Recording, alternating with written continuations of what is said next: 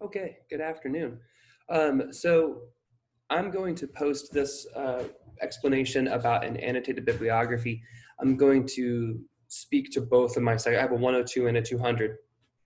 You're actually working on the same kind of project, so I'm going to give you generalized information that will work as what a annotated bibliography is and what it does and what it looks like. A number of you may have done this before, so that's good, and that should be maybe a little bit helpful, but it's still about navigating areas of research and making sure they're formatted correctly. And if you haven't done these before, that's fine. We're going to make sure that you're covered in terms of its information. So if you're in my 102 course, the annotated bibliography that you're going to have due, so the final project of that one, the final draft of that annotated bibliography for both classes is due at the end of the third week, which I believe is the 19th. So that's your second major essay. It'll also then, you'll revise that a little bit, and in both sections, both courses, you'll also have a annotated bibliography in the final project, which will be a revised version of the one that you turn in for a grade on Friday the 19th. So it's about building this as we go forward, and I want to make sure that you have enough information that you can start on it when you feel like you have some time. So if you're in 102, you'll be doing your research on Claudia Rankine's Citizen, a timely book for right now.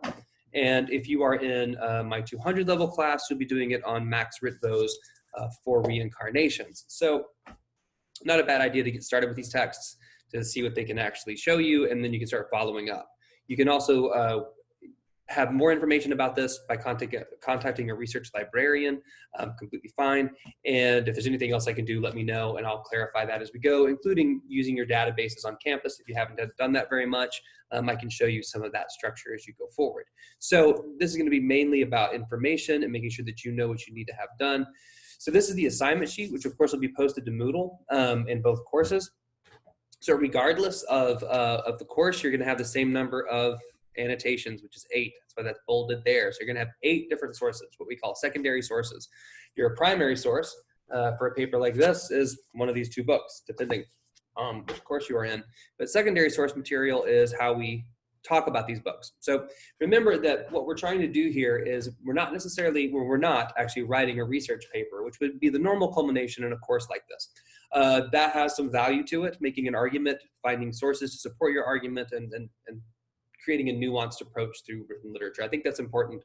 But some of the elements that I want you to learn from this course is just basically the component parts that would make you a success at any paper that you have to do beyond just taking a 102 or a 200. But this would be a source or a process by which you could apply to any class or anything really later on about how to get your information going. So both courses have 8 citations with 8 annotations, right? That's what that means. So a lot of an annotated bibliography is about its formatting and making sure that it's done correctly. So you have to have an MLA citation for the source, no matter what it is. You can use the MLA handbook. That's in the reference section of any library, but also the Purdue OWL program. That's online writing lab. I highly recommend it to every class that I teach, and they pretty much do everything. You can pretty much type it right into right into Google, whatever it is that you're searching for, MLA citation. MLA stands for Modern Language Association. That's the formatting structure that we use in English. If you're in, APA is another one, Chicago style, Turabian. These are just words that we use to denote a specific discipline's preferred formatting technique. So you type that in there. It should take you straight to Purdue OWL, and it's usually the first one that you go to. Purdue OWL actually has an online generator now, so you just plug in the URL, and it will kick out your properly cited information. EasyBib used to be a more popular site. I don't even know if it's really running anymore, but I recommend Purdue OWL over something like this, if this is still a thing. So you're going to have 8 sources. A citation, so that we understand the difference between these two. I'm actually going to pause this just very quickly so that I can pull up an example of this. Okay, so I want to show you what one of these actually looks like. Excuse me. So an annotated bibliography looks like this.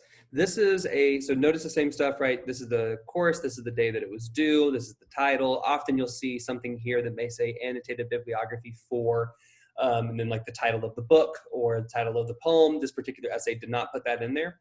When I say citation, this is what I'm referencing, right? This is the information that we need that is cited appropriately using MLA format that tells me as a reader where I can go to verify your information. This is about making sure that we have transparency and that our sources maintain validity and are strong.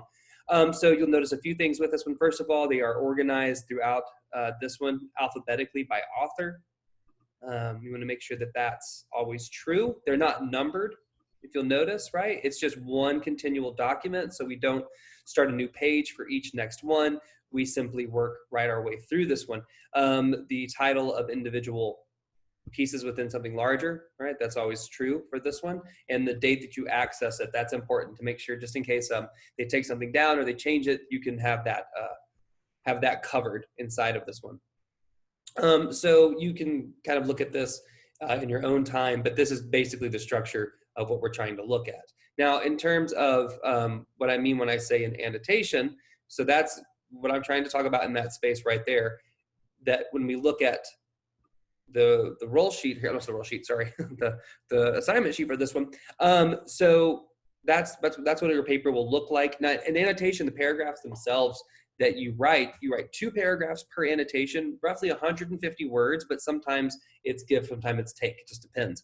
You're looking for a 2 to 3 sentence summary of the source as it pertains to your paper or the poem that you're working on. So what that means is if you have a really long source, but there's only about 3 pages of it that you think are going to be helpful in coming up with an argument or defending an argument about your paper and the poem that you're working on, then you only have to summarize that little section. You're not trying to cover everything, just what's helpful to you. In annotated bibliography, in theory, in a normal semester, is the idea would be to present to the professor in some part 1 of this, present to the professor to say, this is the direction that I'm going in. These are the ideas that I'm following up on. And then we have the chance to comment on that and say like, yeah, I think that makes sense. Or maybe try adding something else to this one. So that glare's kind of bad. Glare's everywhere.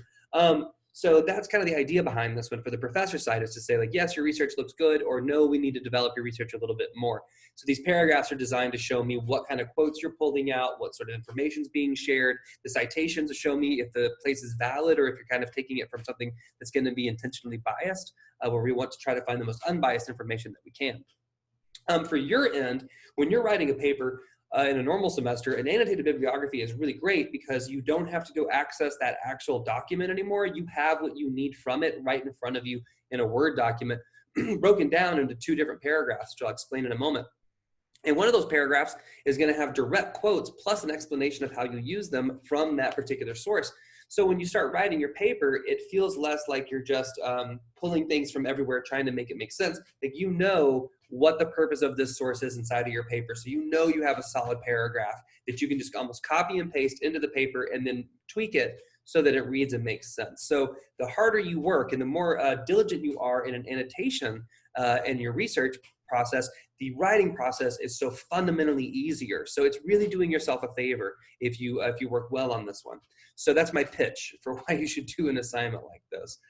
So we take 1 to 3 direct quotes from the source. That depends on the quality of the source. You know, just because you only take 1 or 2 doesn't mean you can't put more inside of your paper. But you're trying to show me that you have good information from this, and you're trying to remind yourself later why you picked this one. But you have to have, this is a requirement, you have to have direct quotes inside of there. So please make sure that that's something you can use. You're trying to have an explanation for how that particular quote that you're pulling out of it, how these quotes that you have, how are they actually going to help you teach this poem, right? What about them? What in that is helpful? How are you going to connect it to what you're working on? How does it meet the requirements? That's kind of the structure. So it's pretty much like you're just speaking to me, not informally, right? But you're just trying to explain to me why it is that you think this information is going to be the most helpful. The second paragraph that we use, this is a second paragraph here, which I should clarify inside of this, is that this is going to be your best estimation to where in the paper this source will prove the most helpful. So what I'm going to do is I'd like to show you this example one more time so that I can get a sense, here we go, maybe give you a sense of how this looks. So for instance, this would work well as background information for Richard Wilbur, and I could see myself using it at the start of the paper so we just can get a better understanding of the author I'm writing about. Okay, so just trying to give me a sense of like, this is background. So I'm looking for this kind of information, it's background, and I think it goes at the beginning. And she doesn't say because, she says so my readers can get a better understanding. So that's her argument for why that source would be shared in that particular space. So that's what those second paragraphs look like. really simple, not a whole lot of fuss with them. You just want to make sure that that the reader knows what they're doing. That's what annotation is. So that's great. That gives you that content. You want to make sure that you can cover that no matter what. But in terms of what do you find with this, there are a number of areas that I highly recommend looking up. And I tried to rank them from the least impressive to the most impressive, though you may have all of them show up.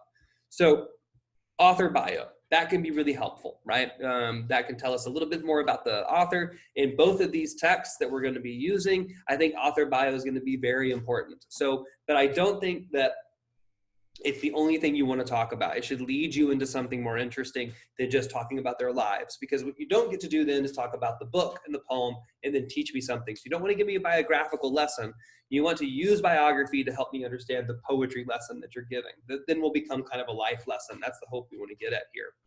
Interviews, really good stuff. They can be helpful. They talk about their work. Both of these poets have been interviewed. I'm pretty sure Richbo he passed a couple of years ago, which is very much kind of what this book is dealing with. This is his imminent passing. But at the same time, you have interviews, they talk about their work, but really you use interviews as springboards to find more interesting information. I find a lot of students will overdo interviews in this space and put too much in there. So you want to use it, but really as a springboard. So look at like YouTube for their readings.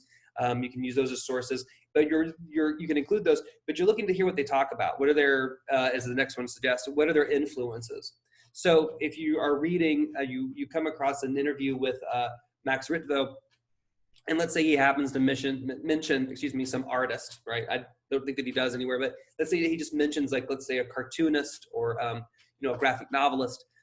That's something that you could go and look at as another source, as a way to kind of interpret this particular book. You could be looking at what he's interested in to see how it shows up in his own writing. That's an interesting take. That's a way to take an interview with an author and then kind of add something to that's your own.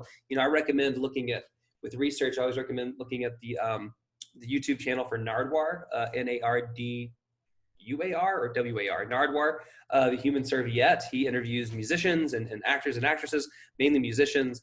He's very intense. It's a very quirky show, but his research is second to none. In fact, that's a direct quote from Pharrell. If you get a chance, check out Nardwar versus Nerd. That was the one that really launched Nardwar into hip hop culture. Very, very interesting video. There's another one, I'm going to forget his name, but it's called Hot Wings. He interviews mainly actors and actresses, and Key and Peele are in that. Trying to think, there's a ton of people that he's interviewed. Some of them very interesting, but part of what he does in those interviews is he has listened to so many other interviews given by these particular people that he's able to then ask them these questions that are a little bit more in depth, and they're more interesting in this way. And it allows they open up more, right? It teaches us more about them. So good examples for how to use writing into influences. Book reviews. So that's great. Book reviews are really helpful. They give you a sense of what the book's about. They kind of help you encapsulate it. They're going to talk about this book as a whole. You don't want to overdo them, but it's a great place to start when you start looking for ideas, especially if you feel a little stumped. So, and I'll show you how to access those in later videos. But those are really helpful. And this is the allusions that you can find. So if the book makes a connection to religion or another author, a literary text, or a movie, or some kind of myth, like if it's talking about Zeus or whatever, and if it's historical, so if it's actually referencing something within history. And there's also, with Max Rittvo, there's a lot of scientific references due to the illness that he was dealing with. Those are great places to go look stuff up, right? Look for that, because if they mention something, right, like he's going to mention, I think, the type of cancer that he had. So when you're teaching this book, one of the things that can be really helpful is if we know a little bit more about that particular kind of cancer. That might help us then approach this book with a more clear sense of what we're engaging with. So any kind of references and allusions are really helpful. And then finally, the ideas. This is where it gets really interesting. You've already kind of played with this a little bit in both of these courses, where I ask you to look up an idea, like the philosophy of joy, I say love, loss, psychological concepts, like what is humor, what is what does it mean to have separation anxiety, right? What does it mean to have the suffering of death? So a lot of this can be really helpful. This is generally what we're trying to go for.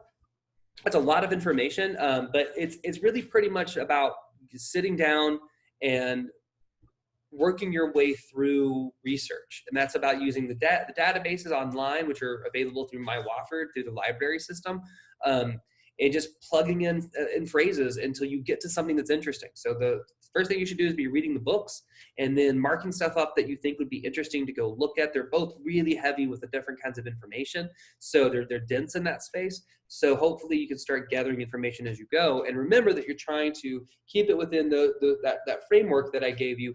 And if you start working on that, which we will begin drafting those this week, so you can see if you're on the right path. But the sooner you start looking stuff up, the easier the semester is later on. So I highly recommend, if you get 10, 15 minutes here and there, do a Google search for Claudia Rankine Citizen, see what pops up, watch some YouTube videos from Max Ritho. He's got some interesting stuff out there. And just kind of open up your understanding of the book, but also read the book, because that's super helpful too. So that's that. That's an annotated bibliography. If you have any questions, of course, send me emails and I can make more videos. But until I hear anything, I'll just assume that this is pretty well understood. And you can, of course, clarify this in office hours next week. Okay, thank you.